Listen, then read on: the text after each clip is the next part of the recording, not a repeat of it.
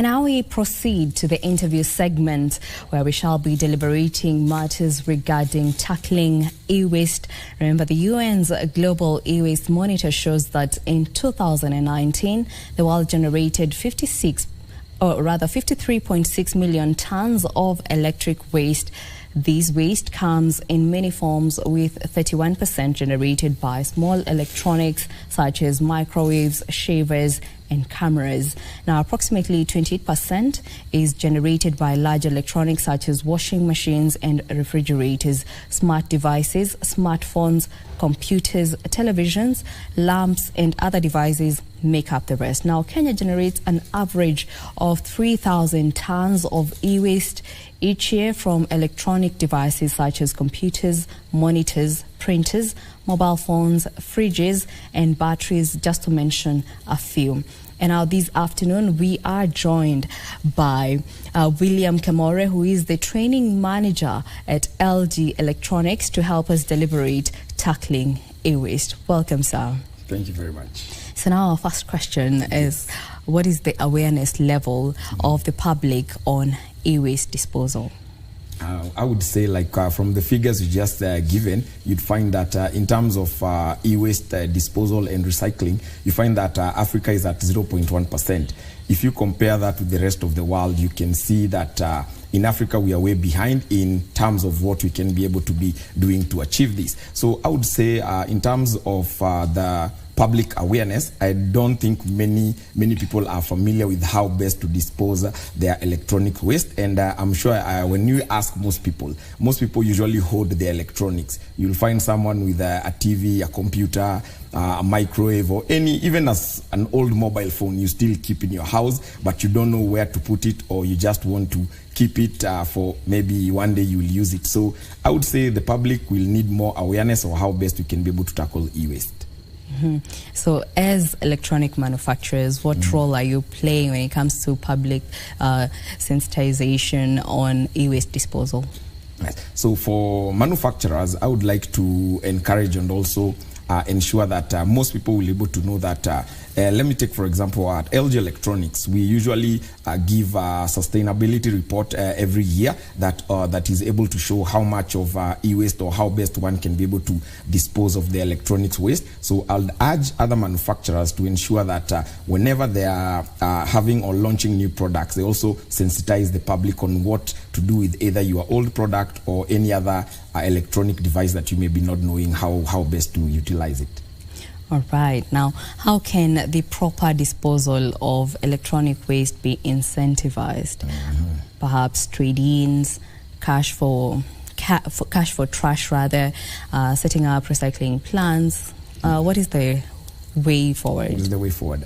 First, I would like also to commend the government, because they do also offer such services for recycling plants. They do mention where best you can be able to take your product. And I would like to tell the customers or the viewers watching, if you have any LG old appliance which you don't know how best to dispose it, we do have a recycling collection center at our service center. And then also there is also other incentivizes, let's say if let's say you had a product that developed a fault and you brought it to the service center, and the service center are able to tell you that unfortunately we cannot be able to do this, we do have offers on a replacement product or model that you can be able to be given at a subsidized rate. So we can say we offer some kind of trade-in which you can be able to identify once you visit the service center. All right. Now, the making of electronics is linked to emissions. How are electronic companies revamping their production lines to be environmental friendly? Okay, so I would say that during the production line, and for what most companies or what most manufacturers maybe might forget is remember that producing an item or it's a circulatory process, meaning that you have to think of where to take during when it was manufactured, and then also consider it moving to the consumer, and then also moving from the consumer, once they finish using it, how best can it be able to return to where it was. So I would encourage and also talk about what most or what even LG Electronics is doing is trying to increase the number of recycled items that are pushed back into the production line, meaning that even if we are developing new products, first you have to think of the resources you can get from any old recycled products. And that is envisioned with 2030 to have about 20 million tons of recycled materials back into the production line. Mm-hmm. Now, aside from recycling, when you take a look at the supply chain, how electronic manufacturers ensuring that the materials sourced for their products are less harmful to the environment? Okay, so for the production line, or let's say for the suppliers, one thing I would say is you find that during this time, or ever since the year about 2020 or 2021, LG has been inviting our suppliers who are tier 1, who are involved in the supply chain process, to show them how best also on their end they can be able to reduce their carbon emissions, and also how to try and reduce the greenhouse gases in terms of, by the time they get the products, what kinds of equipment or what kinds of transport systems they use to deliver or to supply these products. Now, in your own view, do you think Kenya is implementing an all-inclusive approach when it comes to tackling carbon emissions? Carbon emissions, yes. That brings me actually to the just concluded climate forum, which I would say that it was a good initiative to have it here. And I would say during that time, most Kenyans were able to get more information on what climate change is and what exactly is our impact to the society, depending on how we can be able to reduce or tackle our carbon footprints in this society. Well, now a large chunk of global greenhouse gas emissions are linked to private households. How can households reduce emissions?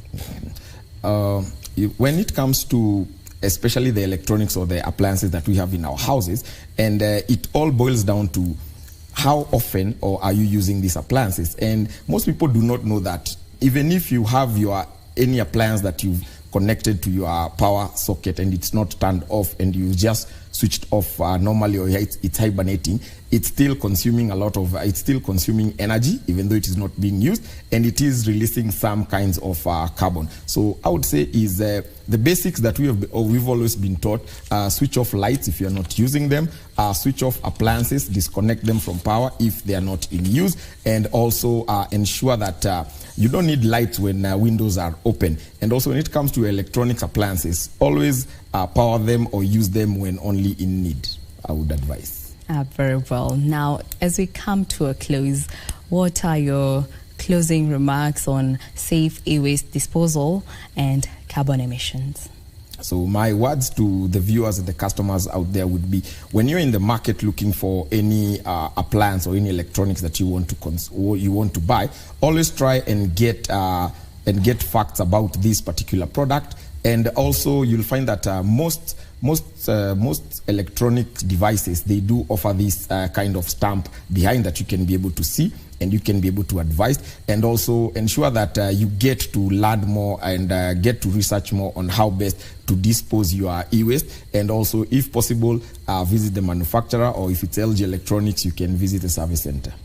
All right. And one last question before we close.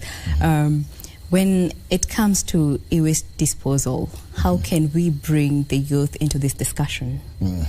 Yes, so that's one way that you can be able to do this, because you find that the youth are more vocal in terms of how best they can be able to deal with this. And it means the youth nowadays are more, they like consuming a lot of information. So if you can be able to drive this information to them, it will lead future generations to understand the best way to eliminate, or the best way to tackle your electronic waste.